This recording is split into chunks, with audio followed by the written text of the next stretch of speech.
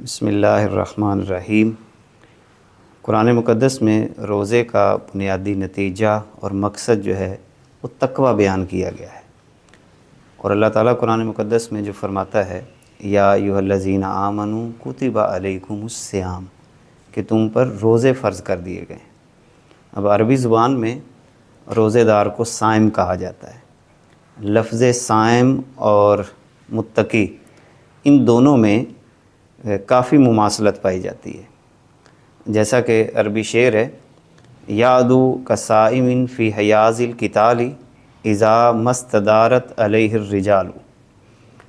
کہ صائم ایک خاص قسم کا گھوڑا ہے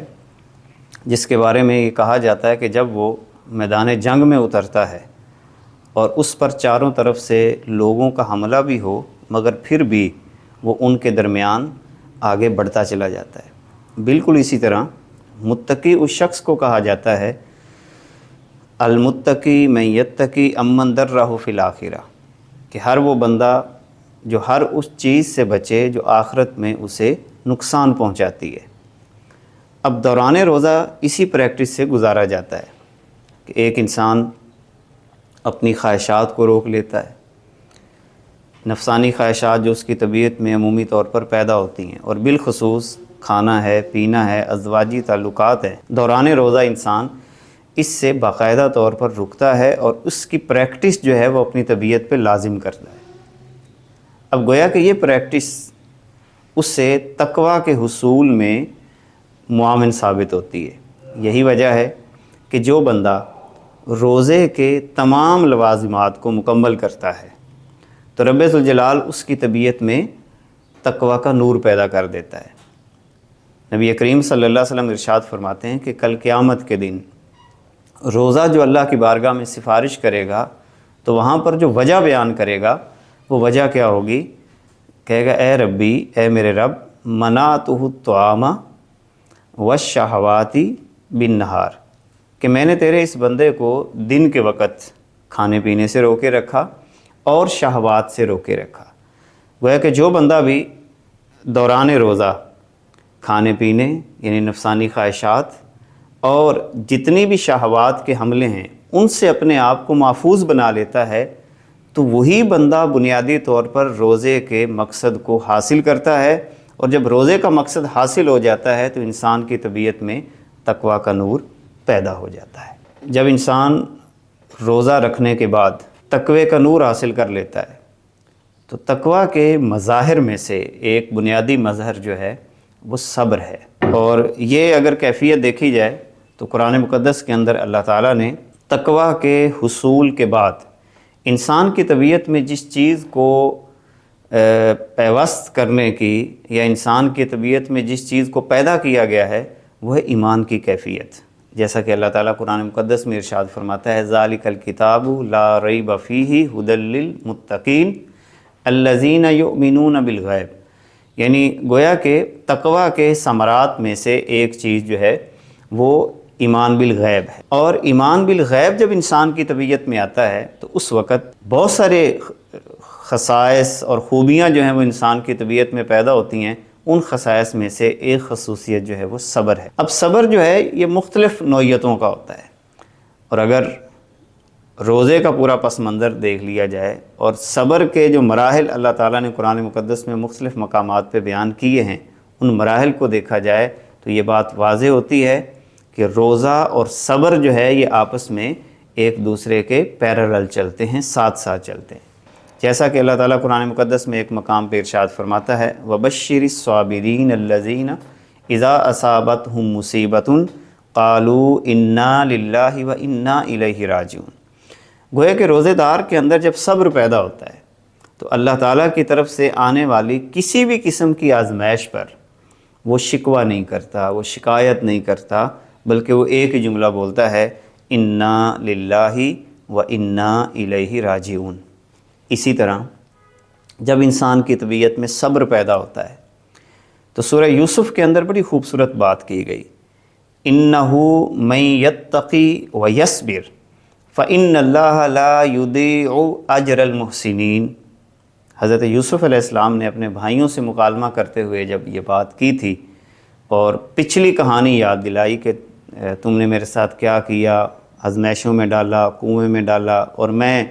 پورے آزمائشوں کے مراحل سے گزرتے ہوئے اللہ تعالیٰ نے مجھے کس مقام پر پہنچا دیا۔ تو وہاں پر اصول یہ بیان کیا کہ جو بندہ بھی اِنَّهُ مَن يَتَّقِ وَيَصْبِرْ فَإِنَّ اللَّهَ لَا يُضِيعُ أَجْرَ الْمُحْسِنِينَ،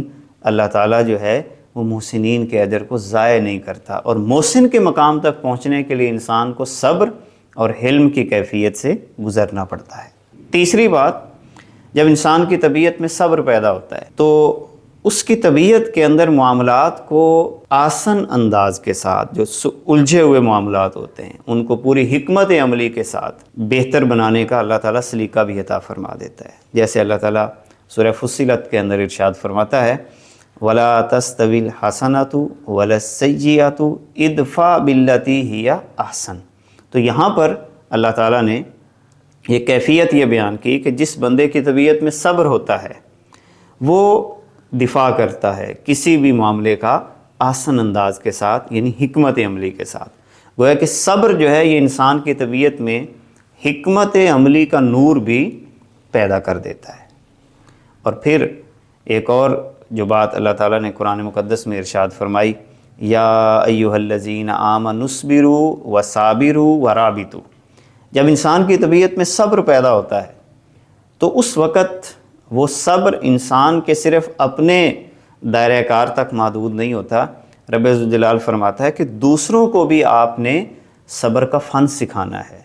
یعنی باہمی ایک معاشرت قائم کرنے کے لیے جو صبر ہوتا ہے یہ انتہائی اہمیت کا حامل ہے۔ اسی لیے فرمایا وَصَابِرُوا وَرَابِطُوا، چونکہ جب کسی بھی معاشرے میں صبر کی کیفیت پیدا ہوتی ہے تو وہی معاشرہ جو ہے وہ آگے تعمیر اور ترقی کے مراحل طے کرتا ہے۔ اللہ تعالیٰ ان کو حکمت بھی عطا کر دیتا ہے، معاملات کو سلجھانے کا طریقہ عطا فرما دیتا ہے، کسی بھی مشکل سے نکلنے کے لیے اللہ تعالیٰ اس کی طبیعت میں ایک راستہ پیدا کر دیتا ہے۔ تو یہ صبر کے مختلف وہاں پر مظاہر بھی ہیں اور صبر کی کیفیات بھی ہیں۔ اور اگر صبر جمیل کی تعریف کو دیکھا جائے تو بڑی خوبصورت ایک تعریف کی گئی ہے صبر جمیل کی۔ بشر حافظ رحمۃ اللہ تعالیٰ علیہ نے ارشاد فرمایا الصبر الجمیل هو الذی لا شکوہ فیہ الی الناس، کہ صبر جمیل یہ ہے، جیسا کہ حضرت یعقوب علیہ السلام نے بھی یہ لفظ استعمال کیا جب ان کو ایک دکھ پہنچا، رنج پہنچا، تکلیف پہنچی، تو آپ نے وہاں پر یہ لفظ ارشاد فرمایا فصبر جمیل۔ تو یہ صبر جمیل کیا ہے؟ بشر حافظ رحمۃ اللہ تعالیٰ علیہ فرماتے ہیں الصبر الجمیل هو الذی لا شکوہ فیہ الی الناس، کہ جب انسان کی زبان پر لوگوں کا شکوہ ختم ہو جائے اور وہ اپنی منزل کی طرف نگاہ رکھے، یعنی اللہ تعالیٰ کی ذات کی طرف نگاہ رکھے اور اللہ تعالیٰ کی ہی ذات کے ساتھ وہ محبت رکھتا ہے، اسے کسی سے کوئی شکوہ نہیں ہوتا، وہ ہر حالت میں اللہ کی رضا پہ راضی رہتا ہے، تو یہ وہ پھر آخری مقام ہے کہ اللہ تعالیٰ اسے صبر جمیل کی کیفیت جو ہے وہ عطا فرما دے۔ ایک اور بنیادی سوال جو روزے کے حوالے سے کیا جاتا ہے کہ روزے کا صحت کے ساتھ کیا تعلق ہے، انتہائی اہم سوال ہے، اور اس کا ایک سادہ سا جواب میں عرض کروں گا۔ حدیث کی روشنی میں نبی کریم صلی اللہ علیہ وسلم نے ارشاد فرمایا کہ قیامت کے دن جب نعمتوں کے سوالات کی باری آئے گی کہ اللہ تعالیٰ نعمتوں کے بارے میں پوچھے گا، تو نعمتوں میں سب سے پہلے دو نعمتوں کے بارے میں سوال کیا جائے گا۔ پہلی نعمت صحت کے بارے میں سوال ہوگا اور دوسری نعمت پانی کے بارے میں سوال ہوگا۔ اب گویا کہ روزہ جو ہے یہ انسان کی صحت کو بڑا خوبصورت انداز کے ساتھ مینیج کرتا ہے۔ انسان کا خالی پیٹ ہو تو بہت ساری بیماریوں سے انسان محفوظ ہو جاتا ہے، اور اسی طرح یہ بات بھی ذہن میں رکھنی چاہیے کہ روزے کا یہ مقصد بھی نہیں ہے کہ جب روزہ افطار ہو یا سحری کے وقت ہم اوور ایٹنگ کریں۔ روزے کا بنیادی مقصد یہی ہے کہ مناسب خوراک کھا کر اپنی طبیعت کو متوازن رکھیں، کیونکہ صحت جو ہے یہ ایک بڑی قیمتی شے ہے، اور رب ذوالجلال نے اس کو اتنا قیمتی بنایا ہے کہ قیامت کے دن نعمتوں میں سب سے پہلے صحت کا سوال ہوگا۔ لہٰذا ہر وہ چیز جو انسانی صحت کو برباد کرے، وہ اوور ایٹنگ کی شکل میں ہو، ایسی غذا، مرغن غذائیں بعض دفعہ ہم زیادہ کھا لیتے ہیں، ایسی غذا جو انسانی بدن کو نقصان پہنچائے، ایسا مشروب جو انسانی بدن کو نقصان پہنچائے، ایسی عادات جو انسانی بدن کو نقصان پہنچائیں، ان سے بچنا اور ان سے پرہیز کرنا اور اپنی صحت کی حفاظت کرنا جو ہے یہ اسلام کے بنیادی مقاصد میں سے ہے۔ تو روزہ چونکہ اس پریکٹس سے انسان کو گزارتا ہے، تو کہیں ایسا نہ ہو کہ سحری اور افطاری کے وقت پھر بھی ہم اپنی صحت کا خیال نہ کرتے ہوئے ایسی غذا کا اہتمام کریں جو بدن کو نقصان پہنچائے، تو قیامت کے دن ہر وہ شے جو بدن کو نقصان پہنچائے گی اس کے بارے میں بھی وہاں پر سوال کیا جائے گا۔ لہٰذا کوشش کی جائے کہ روزے کے دوران جو ہے یا سحری اور افطاری کے وقت جو ہے اپنی غذا کو بھی متوازن کیا جائے تاکہ روزے کے حقیقی ثمرات کو حاصل کیا جا سکے۔